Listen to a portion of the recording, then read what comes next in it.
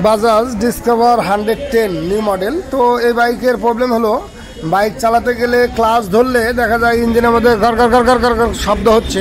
তো আমরা Mobil drain দিয়েছি, ইঞ্জিন মোবিল ড্রেন দিয়ে দেখছি যে এর ভিতরে বিয়ারিং ভেঙে গেছে। তো বিয়ারিং ভেঙে গেলে এরকম শব্দ হয়। কোন বিয়ারিং ভাঙছে আমরা দেখাবো।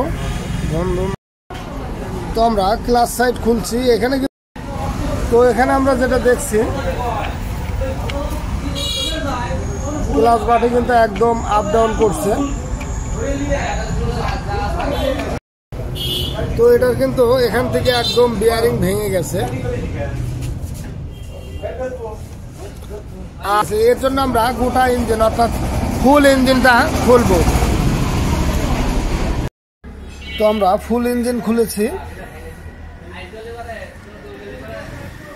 এখানে কিন্তু এই বিয়ারিংটা ভাঙার কারণেই আমাদের ফুল ইঞ্জিনটা খুলতে হলো। তো এইটুকু কোথায় থেকে ভেঙেছে আমরা সেটা দেখছি। বিয়ারিং ভেঙে গেছিল, আমরা ইঞ্জিন বিয়ারিং দিয়ে গিয়ার বক্সটা সেটিং করব। তো আমরা গিয়ার বক্স সেটিং করব ঠিক এইভাবে কিন্তু আমরা গিয়ার বক্স সেটিং করব। এখানে কিন্তু নিচে যে ওয়াশারটা আছে এই ওয়াশারটা এখানকার পাশেও কিন্তু ওয়াশার আছে।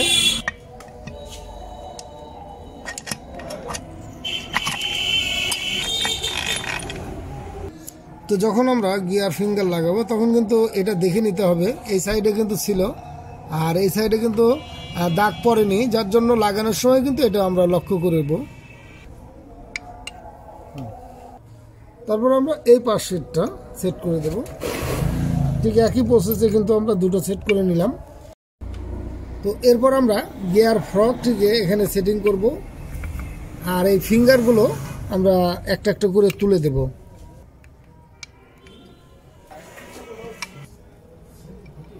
তো দুটোই কিন্তু আমরা ঠিক একই প্রসেসে সেটিং করে দেব।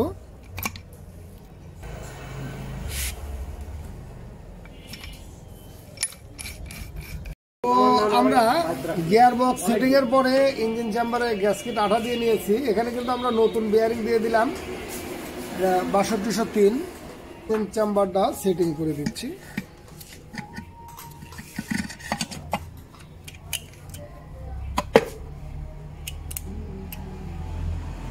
তো এখানে মনে রাখতে হবে এই ইঞ্জিন চেম্বারের সম্পূর্ণ নাট বোল্ট খুললেও কিন্তু ইঞ্জিন চেম্বার খোলে না, অর্থাৎ এখানে একটা এই পাশে একটা, এই দুটো বোল্ট কিন্তু খুলে নিতে হবে। এর ভিতরের এই দুটো বোল্ট কিন্তু না খুললে ইঞ্জিন চেম্বার বের হবে না, অযথা আমরা যেন বাইরে বাইরে না করি। তো আমরা হেডটা সেটিং করব। তো আমরা ডিসকভার 110 এর অরিজিনাল ভাল্ব নিয়েছি। এখানে আমরা ভাল্ব সিল দিয়ে নিয়েছি, গাইড ঠিক আছে, আমরা শুধু সিট কাটিং করে নিয়েছি।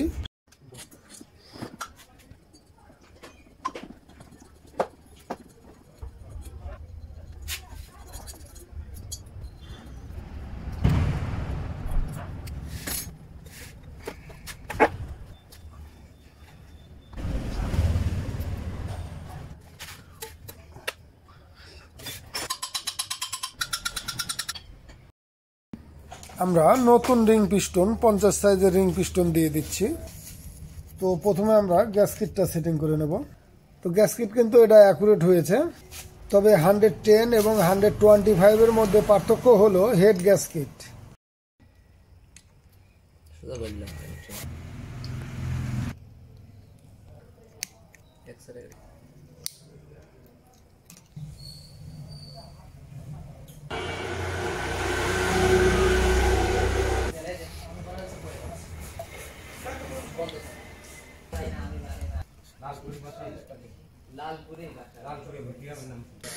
তো আমরা সিলিন্ডার সেট করলাম, এরপর আমরা হেডটা সেট করে দেব।